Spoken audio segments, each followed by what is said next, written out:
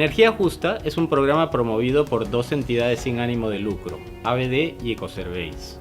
Defiende los derechos de las personas delante de posibles impagos, avisos de corte y prácticas comerciales abusivas. Es una red de voluntariado que busca conseguir una contratación justa de los suministros de agua y energía.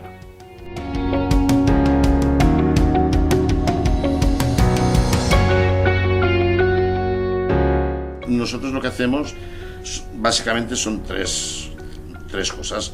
La primera, damos asesoramiento a las personas para que paguen menos en la factura del agua, de la luz y del gas, y para que tengan menos gasto en casa. Les explicamos pues muchos trucos para que ahorren en el consumo.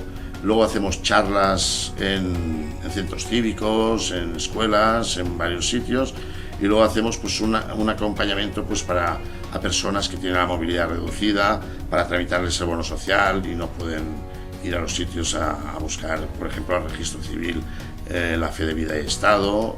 Y bueno, básicamente es esto.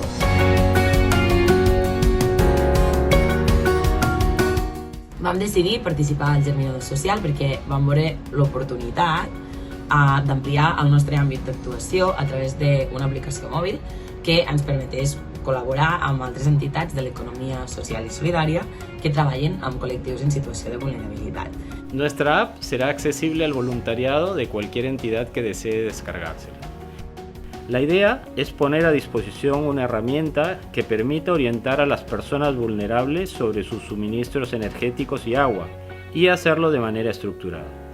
La app orientará sobre el mercado regulado, la potencia a contratar, etc.